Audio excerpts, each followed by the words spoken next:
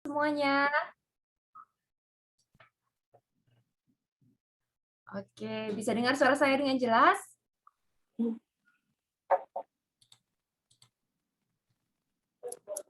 Bisa dengar suara saya ya? Oh, Kalau iya. bisa dengar suara saya, boleh lambaikan tangannya, kasih jempol, biar saya lihat Bisa. jempol-jempolnya. Oke, sip, mantap. Oke, ya, tema kita di bulan ini adalah hidup dalam kemenangan Kristus ya, hidup dalam kemenangan Kristus. Dan kita minggu ini merayakan Minggu Pentakosta ya, di mana Roh Kudus dicurahkan. Roh Kudus dicurahkan bagi orang percaya. Kita memperingati hari yang begitu luar biasa di hari ini. Dan pada sore hari ini, mari kita sama-sama belajar dari kebenaran firman Kristus. Apa sih sebenarnya yang Tuhan mau dalam kehidupan kita, di dalam kita merayakan kemenangan kita bersama-sama dengan Roh Kudus ya, untuk kita hidup di dalam merayakan kemenangan ini bersama-sama dengan Roh Kudus. Apa sih yang sebenarnya Tuhan rindu untuk setiap kita lakukan di hari-hari ini? Mari kita lihat dari kebenaran firman Tuhan yang terambil dari Yohanes 14, mulai dari ayat yang ke-12 sampai dengan ayat yang ke-14. Yohanes 14 ayat yang ke-12 sampai dengan ayat yang ke-14. Oke, kita mulai satu persatu ya, mulai dari Yohanes 14 ayat yang ke-12 gitu ya. Kita akan belajar 3 hal Bapak Ibu Saudara dari kebenaran firman Tuhan yang akan dibagikan pada sore hari ini. Kita lihat di Yohanes 14 ayat yang ke-12. Untuk hidup di dalam kemenangan Kristus, firman Tuhan mengajarkan kepada kita, "Aku berkata kepadamu, sesungguhnya barang siapa percaya kepadaku, ia akan melakukan juga pekerjaan-pekerjaan yang aku lakukan," katanya ya. "Bahkan pekerjaan-pekerjaan yang lebih besar daripada itu, sebab aku pergi kepada Bapa." Nah, kalau kita lihat di terjemahan sederhana bahasa Indonesia, yang dikatakan seperti ini Bapak Ibu Saudara. "Apa yang kukatakan ini memang benar. Setiap orang yang percaya kepadaku akan melakukan keajaiban-keajaiban seperti yang aku lakukan.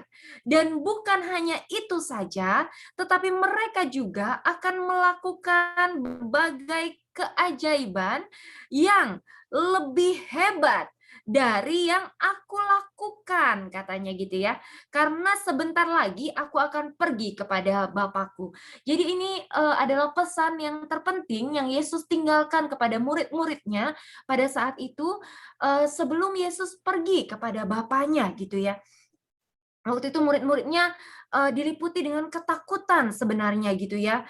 Karena pada saat Yesus masih berada di dunia ini, mereka bisa menyandarkan kehidupannya kepada Yesus, tapi mereka nggak kebayang gitu ya. Murid-murid waktu itu sangat sedih. Mereka memikirkan perpisahan dengan guru mereka. Mereka khawatir apa yang akan terjadi dengan diri mereka gitu ya. Kalau ia sudah pergi nanti. Sementara murid-murid masih ada di dunia gitu. Pada saat Yesus masih bersama-sama dengan murid-murid, Yesuslah yang menjadi penopang bagi mereka, yang menolong mereka, yang senantiasa memperhatikan mereka.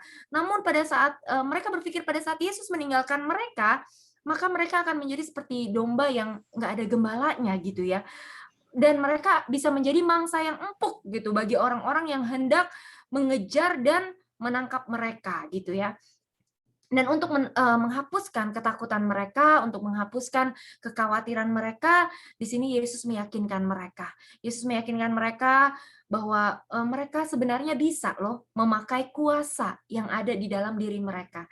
Yesus menyadarkan mereka akan identitasnya, bahwa Yesus mampu membantu mereka bertahan gitu. Ada kuasa di dalam kehidupannya, di dalam kehidupan mereka, di mana akan menolong mereka untuk bertahan ya. Kalau kita tadi lihat atau dengar sama-sama atau kita nyanyikan sama-sama lagu yang sebelumnya ya, lewati lembah air mata gitu ya. Kadang waktu kita melayani Tuhan, air mata kita mengalir gitu. Kita bersedih melihat mungkin orang-orang yang kita layani justru salah mengerti, salah menilai kita.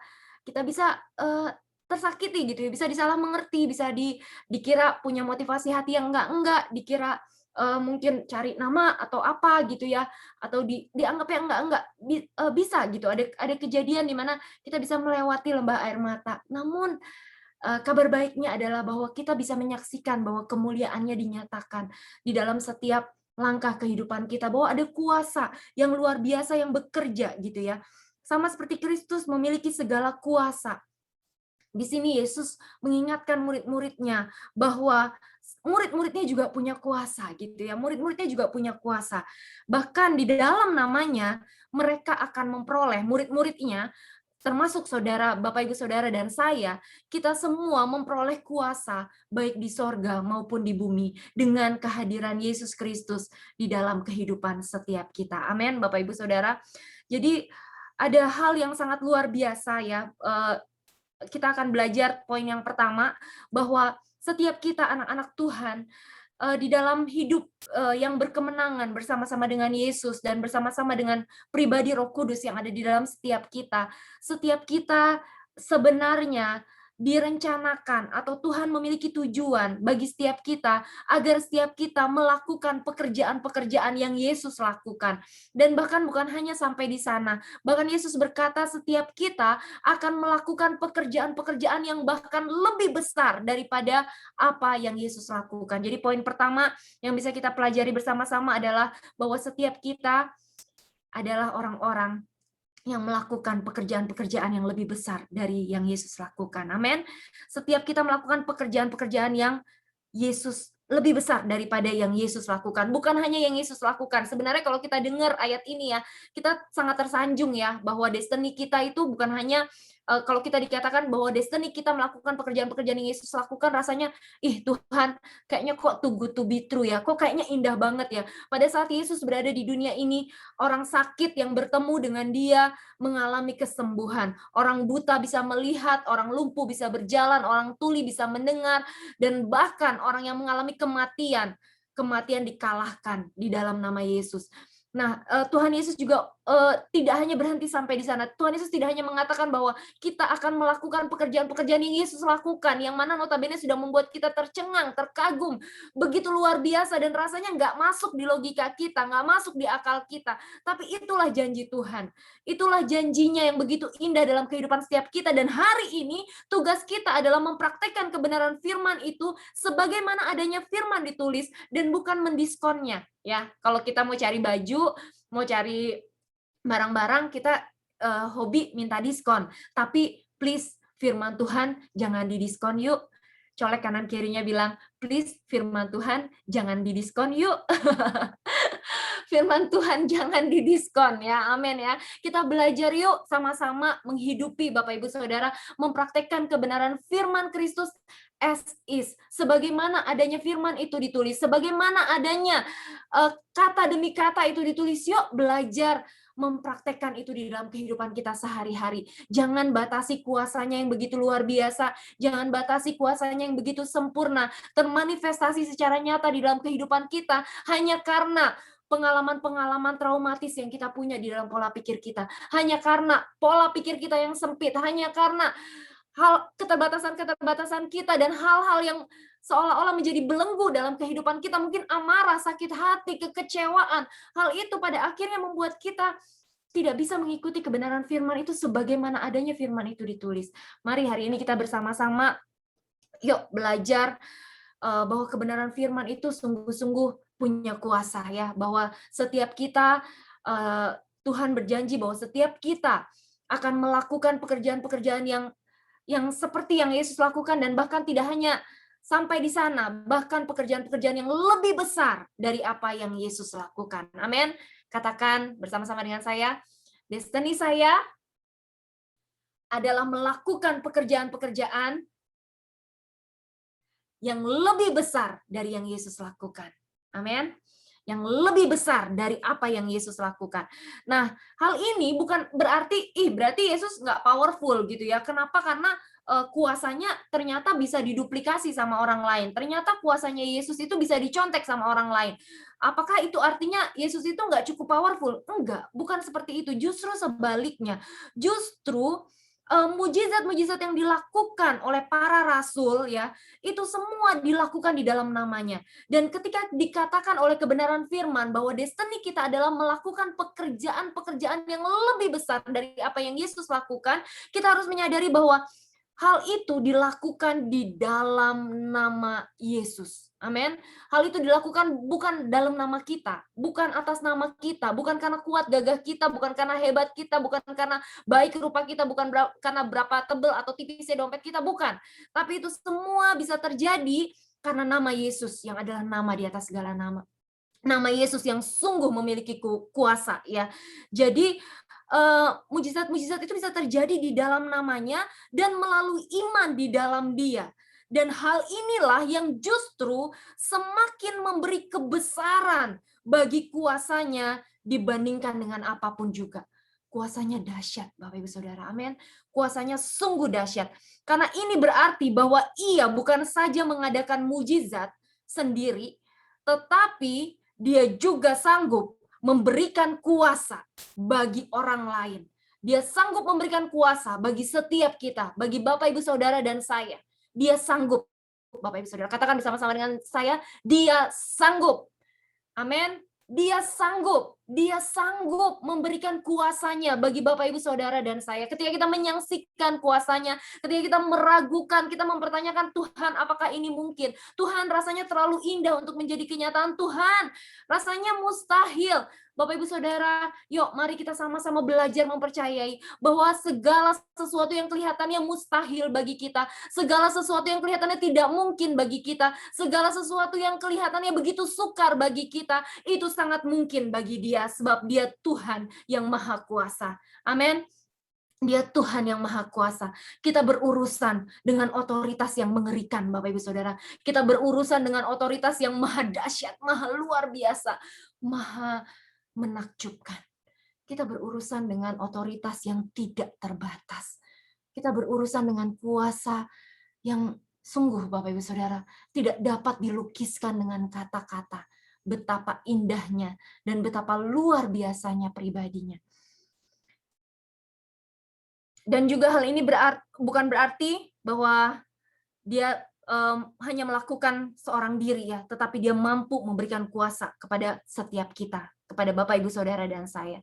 Bahwa murid-muridnya dan setiap kita dimampukan untuk melakukan pekerjaan-pekerjaan seperti yang telah ia lakukan. Dan bahkan mereka akan memiliki kuasa yang lebih besar guna melakukan semuanya itu. Ya, mereka memiliki kuasa yang lebih besar, Bapak Ibu Saudara, dikatakan di sana. Dikatakan dalam Matius 10 ayat 8. Matius 10 ayat 8, firman Tuhan berkata, jadi pada saat itu murid-murid diberikan perintah, Bapak Ibu Saudara, diberikan perintah pada saat Yesus masih bersama-sama dengan mereka. Matius 10 ayat 8 dikatakan, sembuhkanlah orang sakit, bangkitkanlah orang mati, tahirkanlah orang kusta, usirlah setan-setan. Kamu telah memperolehnya dengan cuma-cuma, karena itu berikanlah pula dengan cuma-cuma. Nah, saat ini diberikan, Bapak Ibu Saudara ya, ini satu konfirmasi bahwa mereka akan memiliki kuasa yang lebih besar guna melakukan semuanya itu. Yang mereka punya kuasa yang lebih besar daripada ketika Yesus ada bersama-sama dengan mereka. Jadi meskipun Yesus akan pergi meninggalkan mereka, satu hal yang murid-murid harus sadari dan setiap kita juga harus sadari di tempat ini, bahwa sekalipun Yesus sudah tidak ada di dunia ini, namun pekerjaan yang lebih besar itu, tidak boleh berhenti ataupun sirna, Bapak Ibu Saudara. Pekerjaan itu tidak boleh berhenti ataupun sirna. Pekerjaan untuk membawa jiwa-jiwa kepada Tuhan, itu tidak boleh berhenti begitu saja, Bapak Ibu Saudara. Pekerjaan untuk membuat orang-orang menyadari bahwa Yesus sungguh adalah Tuhan dan satu-satunya juru selamat, itu tidak bisa berhenti walaupun Yesus tidak ada lagi di dunia ini. Dan pekerjaan itu masih terus berlangsung sampai hari ini. Maka kita perlu menyadari tugas dan tanggung jawab kita, bahwa kita hidup di dunia ini hanya untuk sementara. Kita hidup di dunia ini bukan hanya berfokus pada apa yang mau kita makan, minum, atau pakai.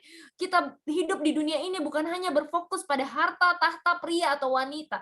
Kita hidup di dunia ini bukan berfokus pada hal-hal lahiriah dan bukan berfokus pada hal-hal jasmaniah saja. Tetapi kita hidup hari ini untuk membawa jiwa-jiwa kepada kemuliaan Tuhan.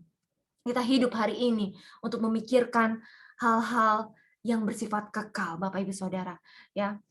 Bahwa dikatakan murid-murid dan juga setiap kita, Bapak Ibu Saudara, akan melakukan pekerjaan-pekerjaan yang lebih besar daripada yang Yesus lakukan. Dimana kalau kita lihat waktu Yesus hidup di dunia ini, Yesus menyembuhkan orang sakit, orang yang pendarahan gitu ya, dia sembuhkan melalui jubah-jubahnya. Ya, orang harus bersentuhan dengan Yesus dan di sana terjadi kesembuhan. Tapi apa yang terjadi ketika Yesus pergi, ketika Yesus naik ke surga, yang terjadi adalah Petrus. Dia bisa mengadakan mujizat. Dia bisa mengadakan kesembuhan tanpa orang harus memegang jubah-jubahnya, tanpa orang harus bersentuhan dengan apa yang Petrus pakai. Ya, Kisah Para Rasul 5 ayat 15, kita lihat Kisah Para Rasul 5 ayat 15, makanya dikatakan pekerjaan-pekerjaan yang lebih besar dari apa yang Yesus lakukan, Bapak Ibu Saudara. Yuk kita mari sadari bahwa di dalam setiap kita ditentukan oleh Tuhan. Tuhan rindu agar setiap kita melakukan pekerjaan-pekerjaan yang lebih besar dari apa yang Yesus lakukan. Kisah Para Rasul 5 ayat 15, firman Tuhan berkata, bahkan mereka membawa orang-orang sakit keluar ke jalan raya dan membaringkannya di atas balai-balai dan tilam, supaya apabila Petrus lewat, setidak-tidaknya bayangannya mengenai salah seorang dari mereka. Nggak perlu lagi pegang jubahnya, Bapak Ibu Saudara ya, tapi bayangannya aja bisa menyembuhkan. Inilah yang dikatakan dengan melakukan pekerjaan-pekerjaan yang lebih besar dari yang Yesus lakukan hari ini, dimanapun kita berada, sekalipun kita kelihatannya ibadah terbatas dengan ruang dan waktu, sekalipun mungkin kelihatannya keluarga yang kita kasihi, yang kita sangat rindu mereka mendengarkan kebenaran firman, kita sangat rindu mereka boleh mengenal pribadi Yesus Kristus, namun kita terpisah oleh jarak dan waktu. Bapak Ibu Saudara dan saya, yuk kita mari kita bersama-sama bergandengan tangan, kita mari bersama-sama menyadari bahwa ada kuasa yang tidak terbatas yang sanggup bekerja sekalipun dengan segala keterbatasan kita hari ini dengan media online luar biasa ya, kita bisa tetap beribadah, tetap bisa menikmati dan merasakan urapan Tuhan, kita bisa menikmati dan merasakan jamahan dan kuat kuasa Roh Kudus sekalipun dengan media online, sekalipun kita tidak saling bersentuhan fisik satu sama lain. Inilah betapa dahsyatnya kuasa yang hari ini bekerja. Jangan biarkan keterbatasan membatasi kita, jangan biarkan keterbatasan keadaan, keterbatasan kondisi, keterbatasan apapun itu membatasi kita untuk melakukan pekerjaan-pekerjaan yang lebih besar dari apa yang Yesus lakukan. Amin. Kita boleh lihat ya bagaimana kemudian Paulus Kisah Para Rasul 19 ayat 12, Bapak Ibu Saudara. Ada kuasa yang sungguh luar biasa dahsyat dalam kehidupan setiap kita. Kisah Para Rasul 19 ayat 12. Kisah Para Rasul 19 ayat 12, firman Tuhan berkata, bahkan orang membawa sapu tangan atau kain yang pernah dipakai oleh Paulus dan meletakkannya atas orang-orang sakit, maka apa yang terjadi? Lenyaplah penyakit mereka dan keluarlah roh-roh jahat. Wow, ini keren banget ya. Cuma sapu tangan, Bapak Ibu Saudara, kain yang pernah dipakai oleh Paulus, ya. Yang terjadi adalah orang-orang sakit disembuhkan, roh-roh jahat bahkan takut ya dengan cuman sapu tangan, cuma kain yang pernah dipakai. Itu pernah dipakai Bapak Ibu ya, bukan yang sedang dipakai, tapi yang pernah dipakai. Artinya mungkin Paulusnya nggak ada bersama-sama dengan mereka gitu ya. Hanya sapu tangannya saja. Yuk, mari kita sama-sama yuk, jangan batasi kuasa Tuhan yang dahsyat, yang luar biasa, yang tidak terbatas di dalam kehidupan setiap kita. Mari kita bersama-sama ambil langkah melayani Tuhan, lakukan apa yang bisa kita lakukan, berdoa bagi orang-orang yang kita kasihi, berdoa bagi orang-orang yang kita cintai, Bapak Ibu Saudara. Hari ini, apapun keterbatasan yang kita miliki, jangan pernah sangsikan kuasanya, jangan pernah meragukan kedahsyatan kasih-Nya, Bapak Ibu ya. Kalau kita bisa lihat di dalam dikatakan di sana engkau akan melakukan pekerjaan-pekerjaan yang lebih besar, ya itu artinya pekerjaan-pekerjaan yang dampaknya sungguh luar biasa besar. Bahkan hari ini kalau kita lihat ya, kita berada di dalam kerajaan anugerah namanya. Kita berada di dalam kerajaan anugerah. Katakan bahwa kita akan meraih kemenangan yang lebih gemilang katanya. Kita akan meraih kemenangan yang lebih gemilang melalui Injil dibandingkan ketika Kristus masih hidup di bumi. Ya, dibandingkan ketika Kristus masih ada di bumi, hari ini kita bisa meraih kemenangan yang lebih gemilang melalui Injil. Kenapa? Karena kalau kita lihat bahwa begitu banyak orang-orang yang bisa dimenangkan, orang-orang yang bisa dimenangkan di bumi ini hari ini, sebagian besar penduduk dunia ini bagi Kristus di tengah-tengah segala tekanan, ya, di tengah-tengah segala air mata, di tengah-tengah segala penderitaan yang harus dialami oleh martir, oleh orang-orang yang rela mati bagi Kristus, itu semua adalah pekerjaan-pekerjaan yang lebih besar dari apa yang Yesus lakukan, ya Bapak Ibu Saudara.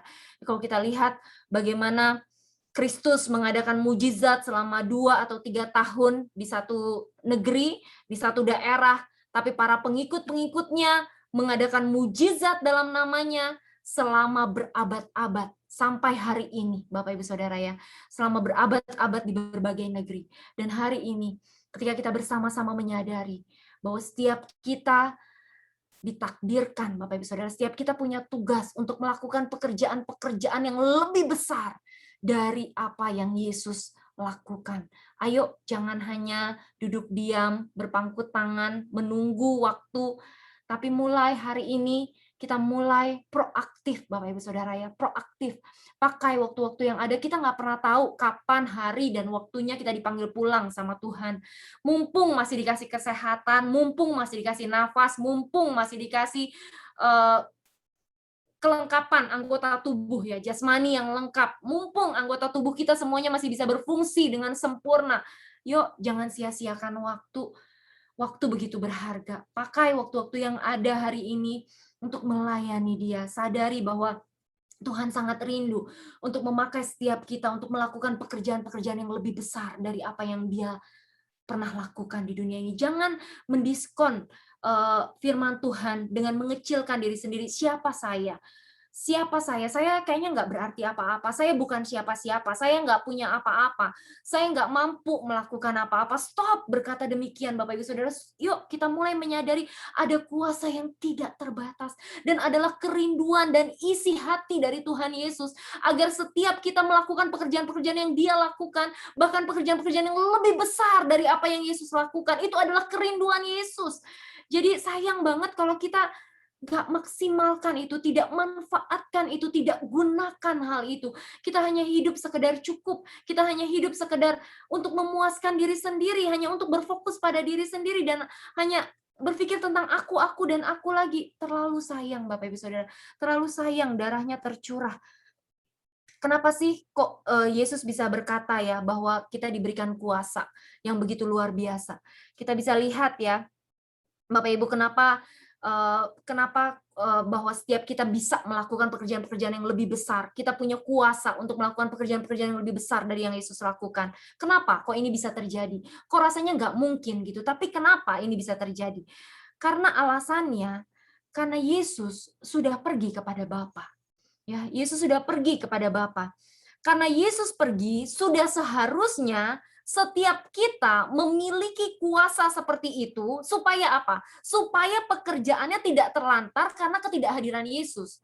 Jadi alangkah istimewanya ya setiap kita ya. Alangkah berharganya. Maksudnya betapa betapa beruntungnya gitu ya hidup kita kalau kita ini dipakai sama raja di atas segala raja, karena dia mau supaya pekerjaannya nggak terlantar karena kepergiannya. Dia mau ada yang meneruskan. Nah, sebagai pemegang tongkat estafet nih, kita memegang api kuasa. Roh Kudus sudah dicurahkan ke dalam kehidupan setiap kita. Sekarang api itu ada di tangan kita. Yuk, biarkan hidup kita berkobar-kobar memberitakan kedahsyatan cintanya sampai setiap lutut bertelut dan setiap lidah mengaku bahwa hanya Yesus Kristuslah Tuhan satu-satunya pribadi yang layak dipuji, disembah, ditinggikan, dan tidak ada yang lain. Yuk, mari kita sama-sama Bapak Ibu, dia sudah pergi kepada Bapa dan dia rindu supaya pekerjaannya nggak berhenti sampai di sana. Dia rindu pekerjaannya nggak terlantar. Ya jangan kita hanya duduk diam dan nonton, cuma menyaksikan gitu ya. Cuma menyaksikan, bener nggak ya kuasanya itu benar-benar dinyatakan, bener nggak ya mujizat itu benar-benar terjadi, bener nggak ya, atau lihat dulu gitu. Kita menunggu, menunggu, dan menunggu. Padahal kuasa itu sudah diberikan pada setiap kita. Kuasa itu ada di dalam setiap kita. Alasan yang kedua, kenapa sih kok bisa kita melakukan pekerjaan-pekerjaan yang lebih besar daripada yang Yesus lakukan? Tadi dikatakan yang pertama, supaya pekerjaan itu tidak terlantar karena ketidakhadiran Yesus. Dan yang kedua, sebab Yesus pergi kepada Bapa, karena itu Yesus punya hak untuk melengkapi setiap kita dengan kuasa. Jadi ini adalah hak dari Yesus untuk melengkapi setiap kita dengan kuasa. Nah sayang banget kalau kita sudah dilengkapi dengan kuasa, kita menerima kuasa itu, tapi kita nggak pakai gitu ya. Sebab aku pergi kepada Bapa untuk mengutus penghibur itu. Dari siapa kamu akan menerima kuasa. Ya, jadi sesudah ayat ini kalau Bapak Ibu Saudara perhatikan, kita boleh lihat di ayat mungkin kita ke Kisah Para Rasul 1 dulu ayat yang ke-8. Kisah Para Rasul 1 dulu ayat yang ke-8. Dan setelah itu nanti kita bisa ke Yohanes 14 ayat yang ke-15 sampai ayat yang ke-16. Oke, Kisah Para Rasul 1 ayat yang ke-8. Di sana dikatakan, tetapi kamu akan menerima kuasa kalau Roh Kudus turun ke atas kamu. Dan kamu akan menjadi saksiku di Yerusalem dan di seluruh Yudea dan Samaria dan sampai ke ujung bumi. Ya, Bapak Ibu Saudara, jadi dikatakan bahwa setiap kita menerima kuasa saat Roh Kudus turun ke atas kita. Dan kita lihat di Yohanes 14, tadi Yohanes 14, mulai dari ayat yang ke-15.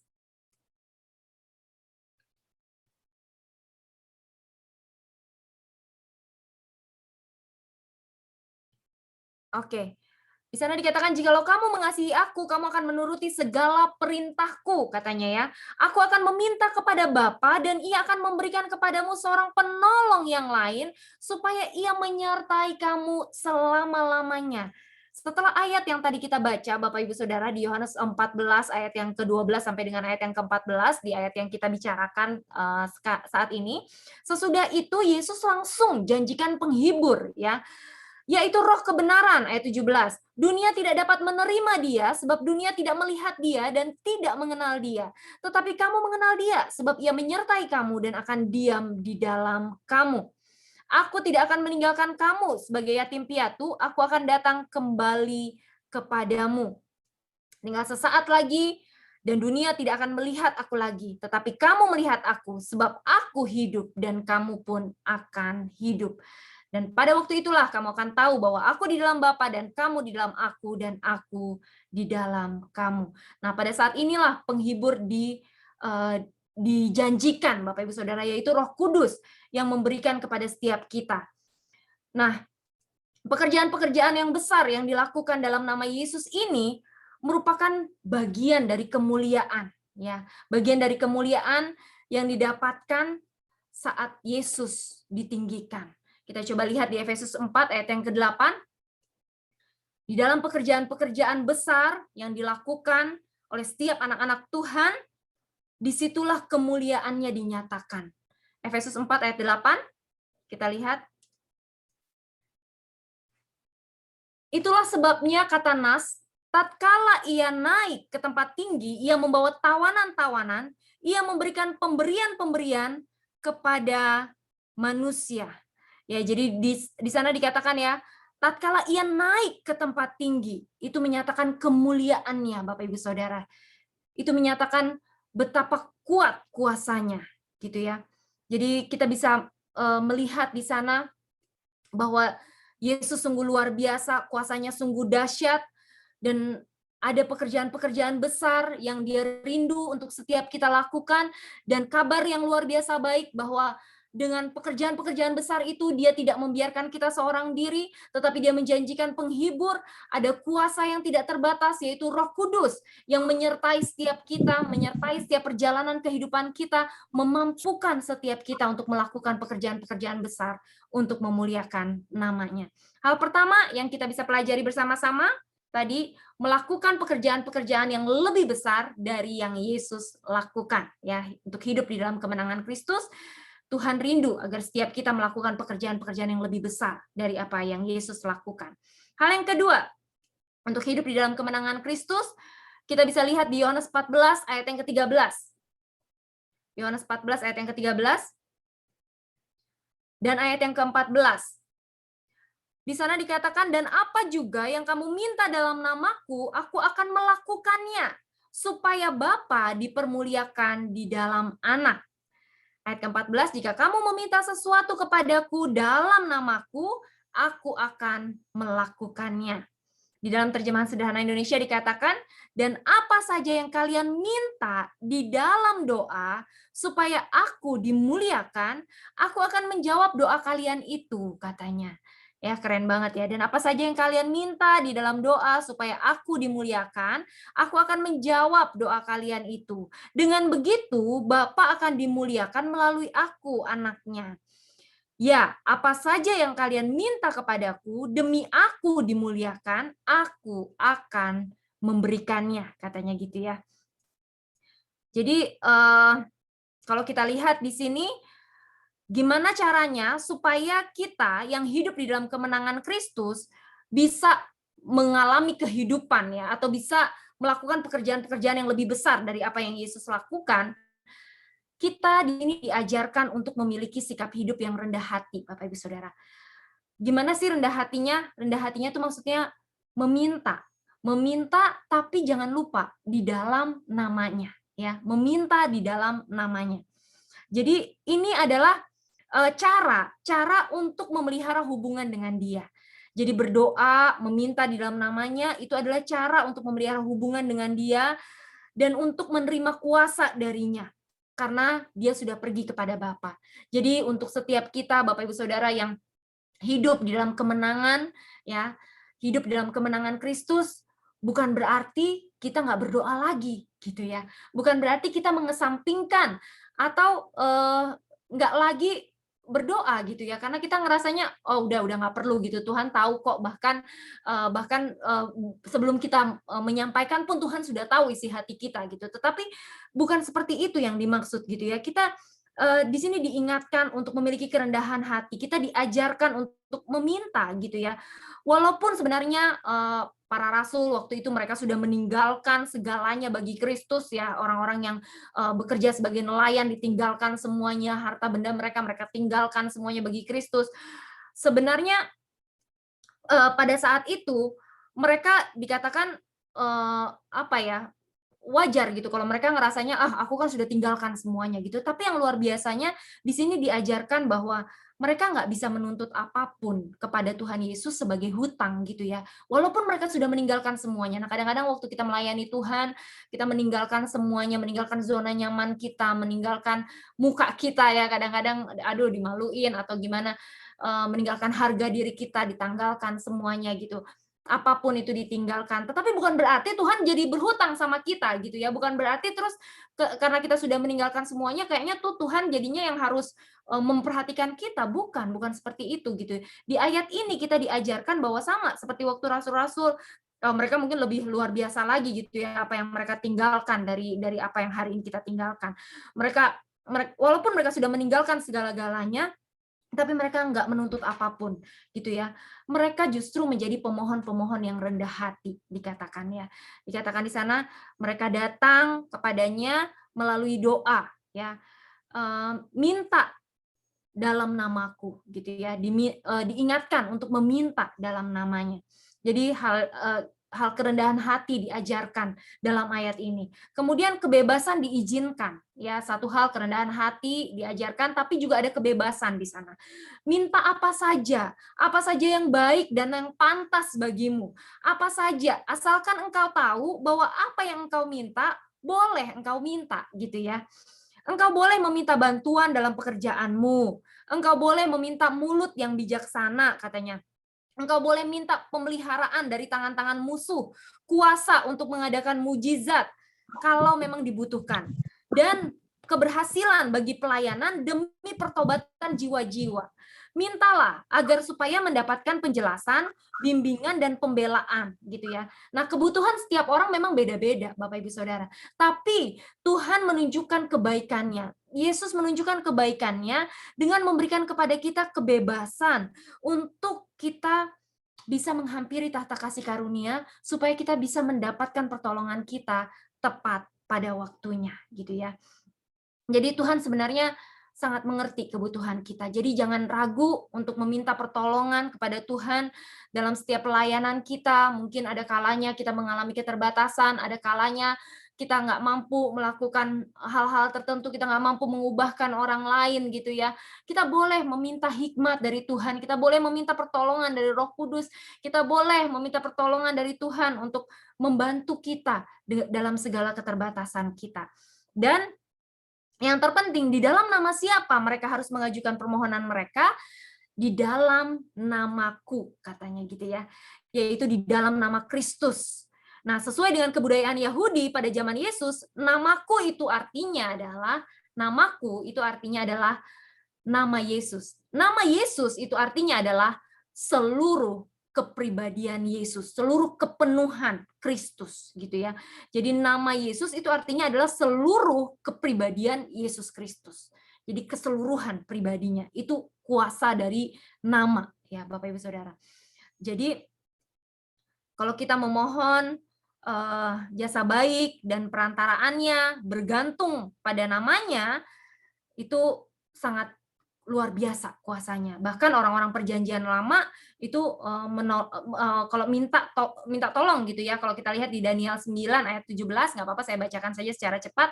Oleh sebab itu dengarkanlah ya Allah kami doa hambamu ini dan permohonannya, dan sinarilah tempat kudusmu yang telah musnah ini dengan wajahmu demi Tuhan sendiri. Jadi orang-orang perjanjian lama juga meminta Tuhan, meminta doa itu demi nama Tuhan itu sendiri gitu ya. Nah, demikian juga halnya waktu kita meminta demi nama Yesus, dalam nama Yesus ada kuasa di dalam nama itu. Waktu kita minta dalam nama kita sendiri gitu ya, kita nggak bisa berharap untuk berhasil. Kenapa? Karena kita ini adalah orang asing. Sebagai orang asing, kita nggak punya nama di sorga. Kita nggak punya nama di sorga. Sebagai orang berdosa, kita bahkan punya nama buruk di sana gitu ya. Jadi kalaupun dikenal di sana, namanya dikenal jelek gitu ya. Jadi kalau mau minta berdoa atas nama kita, tentu nggak bisa, nggak laku gitu ya. Tapi berdoa atas nama Kristus, nama Yesus adalah nama yang baik dan nama yang terkenal di sorga dan bahkan sangat mulia. Jadi ini betapa luar biasanya ya nama yang kita punya. Di Ibrani 4 ayat 15 sampai 16, Ibrani 4 ayat 15 sampai 16, firman Tuhan berkata, sebab imam besar yang kita punya bukanlah imam besar yang tidak dapat turut merasakan kelemahan-kelemahan kita, sebaliknya sama dengan kita, ia telah dicobai, hanya tidak berbuat dosa. Sebab itu, marilah kita dengan penuh keberanian menghampiri tahta kasih karunia, supaya kita menerima rahmat dan menemukan kasih karunia untuk mendapat pertolongan kita pada waktunya. Ya, ini luar biasa banget ya Bapak Ibu Saudara. Jadi dalam hidup dalam kemenangan Kristus, kita boleh minta dalam namanya dan Tuhan akan melakukannya gitu ya. Tuhan akan melakukannya. Jadi hal pertama tadi yang kita bisa ingat bersama-sama, poin yang pertama adalah setiap kita ditakdirkan untuk melakukan pekerjaan-pekerjaan yang lebih besar dari apa yang Yesus lakukan. Dan hal yang kedua, kita boleh minta dalam namanya.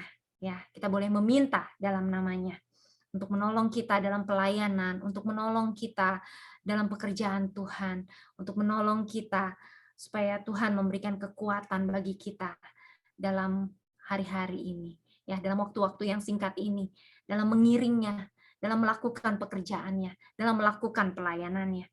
Dan hal yang ketiga, hidup dalam kemenangan Kristus, itu artinya adalah bahwa kita memuliakan namanya. Amin, Bapak Ibu Saudara. Setiap kita memuliakan namanya. Kita lihat di Yohanes 14 ayat 13b ya.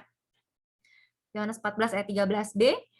Di sana dikatakan, dan apa juga yang kamu minta dalam namaku, aku akan melakukannya supaya Bapa dipermuliakan di dalam anak. Ya, supaya Bapa dipermuliakan di dalam anak.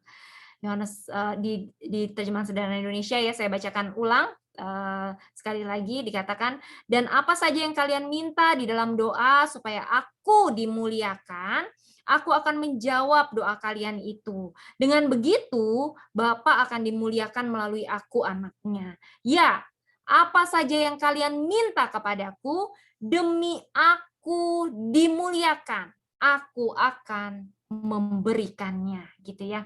Nah, hal ini harus menjadi tujuan dan pandangan mata setiap kita, Bapak Ibu Saudara ya. Biarlah ini menjadi doa kita ya, menjadi tujuan kita, menjadi pusat dari pertemuan dari seluruh keinginan-keinginan kita gitu ya. Biarlah hari-hari ini keinginan kita, doa-doa kita fokusnya nggak ke sini lagi ya. Fokusnya udah nggak ke sini lagi. Kita sudah mati bagi dosa, kita hidup sekarang untuk memuliakan Kristus. Amin. Kita hidup sekarang untuk melayani Dia ya. Oleh karena itu biarlah yang menjadi tujuan pandangan mata kita ketika kita meminta itu adalah agar nama Tuhan yang dipermuliakan. Ya, hanya nama Tuhan saja yang dipermuliakan, menjadi pusat dari seluruh keinginan dan doa-doa kita.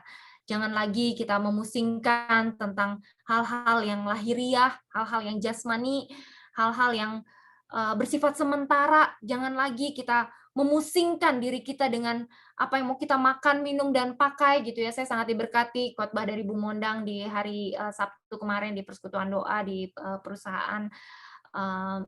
Beliau berkata bahwa ya memang apa yang dimakan, minum, dan pakai itu mestinya nggak usah dipikirkan gitu ya. Jadi kita nggak usah khawatir dengan banyak hal gitu. Tetapi carilah dahulu kerajaan Allah dan kebenarannya.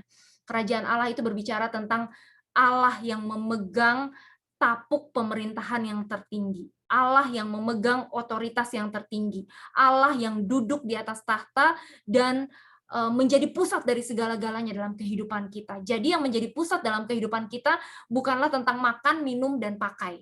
Apa yang menjadi pusat dari kehidupan kita, pusat dari pikiran, perasaan, dan kehendak kita, itu adalah kehendak Tuhan. Apa yang Tuhan mau, gimana caranya supaya nama Tuhan yang ditinggikan, nama Tuhan yang diagungkan, Tuhanlah yang memegang kontrol keseluruhan dari kehidupan kita, maunya Dia dan bukan maunya saya yang harus terjadi di dalam kehidupan ini. Tuhan yang sungguh-sungguh memegang kendali, Tuhan yang memegang otoritas penuh, Tuhan yang berdaulat penuh, Tuhanlah yang menjadi pusat penyembahan, pusat pujian, pusat dari setiap langkah, pusat dari setiap pola pikir, pusat dari setiap tindakan, pusat dari setiap perasaan. Dialah pusat segala-galanya dalam kehidupan kita ini. Sehingga hidup kita bukan lagi berbicara tentang diri kita lagi.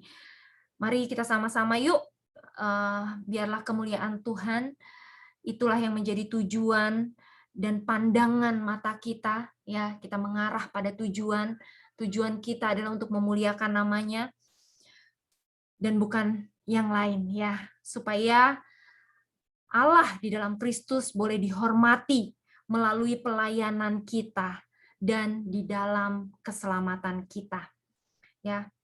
Yang menjadi tujuan Kristus dalam mengabulkan doa kita ya, itu adalah supaya nama Bapa ditinggikan di dalam anak. Agar nama Bapa ditinggikan di dalam anak.